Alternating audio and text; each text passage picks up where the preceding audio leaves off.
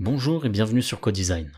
Pour commencer, meilleurs vœux à toutes et à tous et merci de vous abonner autant. Je n'étais même pas sûr d'atteindre les 10 abonnés quand j'ai lancé cette chaîne, donc merci encore. Et en même temps, je m'excuse d'avoir posté si peu de vidéos cette année, mais comme il se trouve que je fais beaucoup de formations dans la vraie vie, ça me prend pas mal de temps et ceci explique un peu cela. Cependant, c'est décidé, je vais tout faire pour poster au moins une vidéo par semaine, à commencer par celle-ci, et d'ailleurs si certains tutos vous intéressent plus que d'autres, n'hésitez pas à me demander, si c'est dans mes compétences, je pourrais vous les proposer. Aujourd'hui, on va voir une petite introduction à Sass.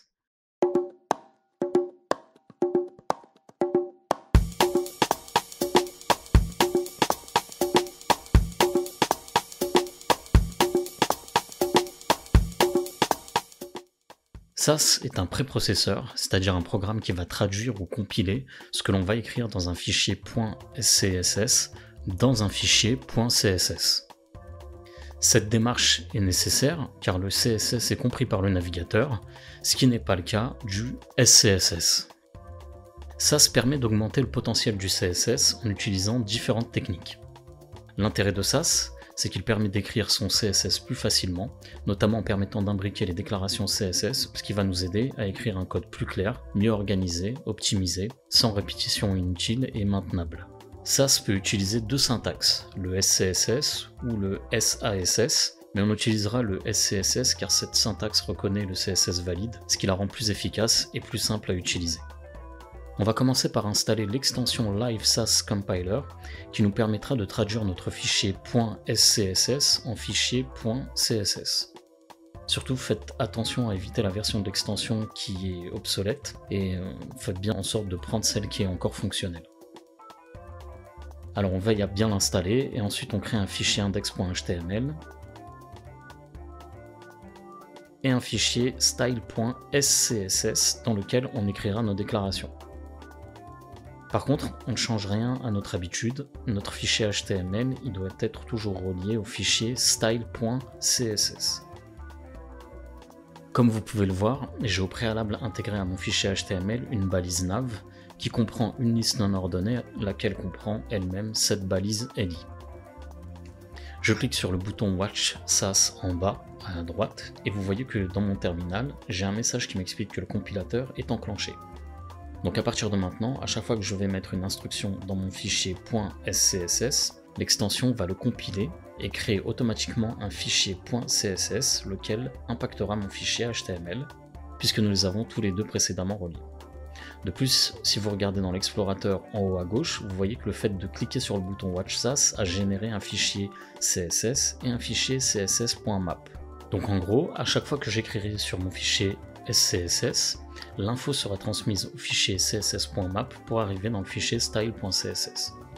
Ensuite, je lance OpenLiveServer pour voir en temps réel le résultat de mon code. On voit donc la liste non ordonnée qui s'affiche. Donc dans mon fichier .scss, je commence par faire un reset sur les margines et les paddings pour annuler les marges internes et externes imposées par les navigateurs.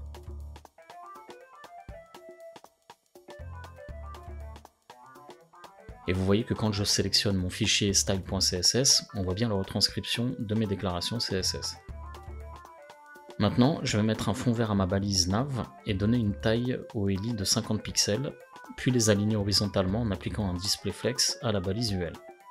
Et vous voyez que j'ai imbriqué chaque déclaration l'une dans l'autre.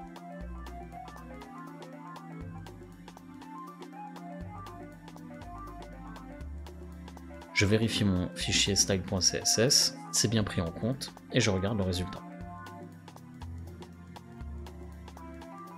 Je vais pouvoir définir des variables globales auxquelles j'attribuerai une valeur que je pourrai réutiliser dans tout mon CSS, et pour cela il faut les déclarer indépendamment de tout sélecteur.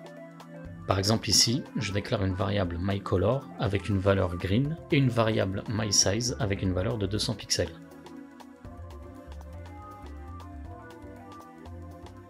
Ensuite, il me suffit d'affecter une propriété à l'élément que je veux et lui attribuer une des variables qui fera office de valeur.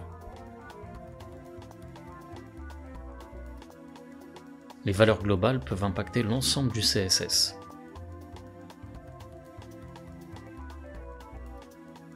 Et vous voyez que je me retrouve bien avec une nav de couleur verte et avec une hauteur de 200 pixels.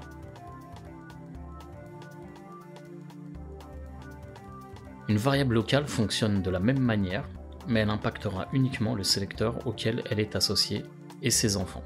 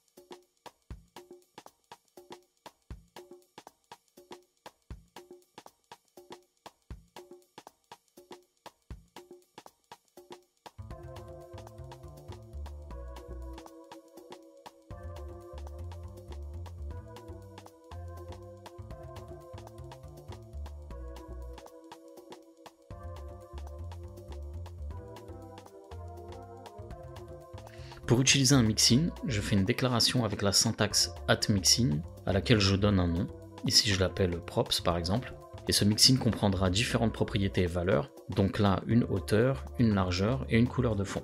Ensuite je choisis un ou plusieurs sélecteurs, donc ici une div, et je lui attribue les propriétés et valeurs de la déclaration à l'aide de la syntaxe @include en rappelant le nom du mixin à inclure, donc ici c'est props.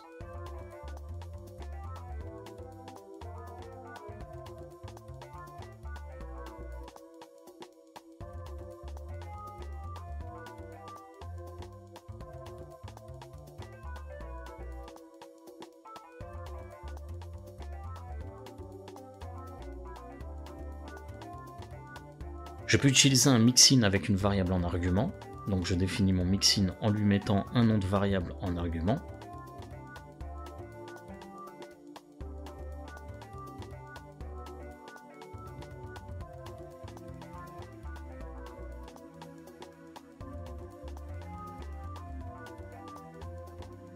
J'attribue mon mixin à un élément avec @include, et ici je définis la couleur en argument du mixin props.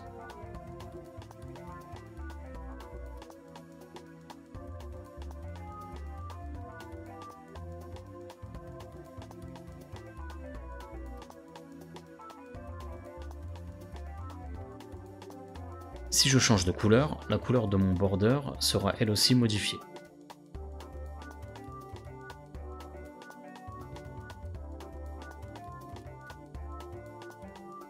Je peux étendre ou faire hériter un bloc de déclaration CSS à un ou plusieurs éléments. Par exemple, ici je déclare une variable globale pour ajouter du piment. Dans mon HTML, j'ai un div avec une classe décoration, donc je fais ici une déclaration classique pour mon div de classe décoration avec couleur qui reprend la variable background, une largeur, une hauteur et un border radius, et je vérifie ce que ça donne.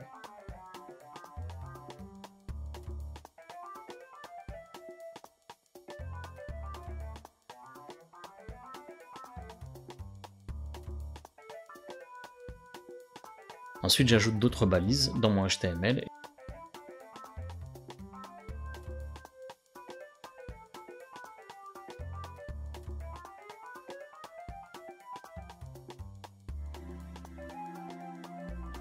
Et j'étends la déclaration de la classe décoration avec la syntaxe @extend, d'abord à ma section.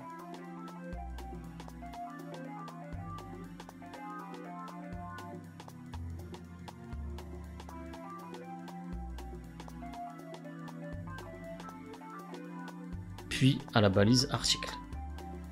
Et j'obtiens ainsi le même style pour chaque balise.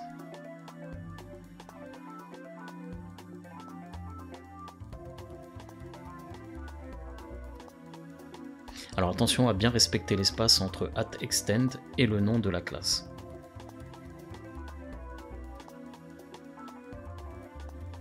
SAS propose plusieurs modules intégrés qui disposent de nombreuses fonctions, lesquelles permettent d'agir sur le style. Par exemple, le module Color propose plusieurs fonctions, dont l'une s'appelle Lighten et qu'on va utiliser maintenant. Ça permet d'appliquer de l'opacité. Donc ici j'applique un style à ma div avec une variable background de couleur marron et avec la fonction Lighten à 50% pour avoir donc 50% d'opacité.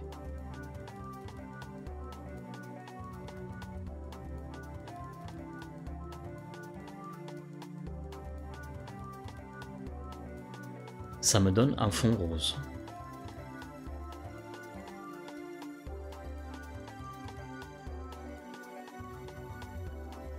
Et si je mets l'opacité à 100%, tout est blanc.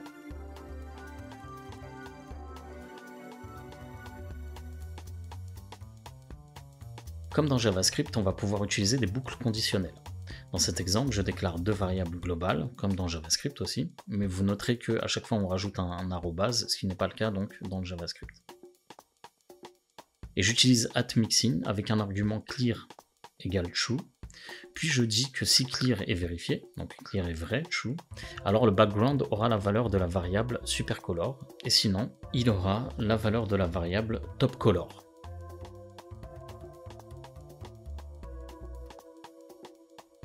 Ensuite, j'assigne à mon div l'ensemble avec un @include qui vérifie que l'argument clear est bien égal à true, ce qui confère à mon div donc un fond blanc.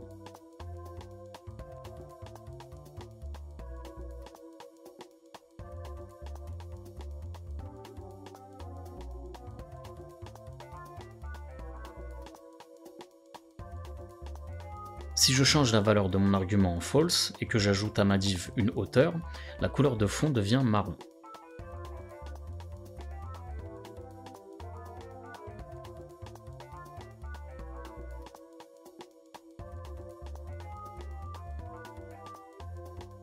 Évidemment, cette vidéo n'est qu'un bref aperçu des divers outils et des diverses possibilités de Sass, que je vous invite d'ailleurs à explorer. Cependant, j'espère que cette vidéo vous aura plu, qu'elle vous aura appris des choses. Et je vous dis à la prochaine, et d'ici là, prenez soin de vous et de vos proches.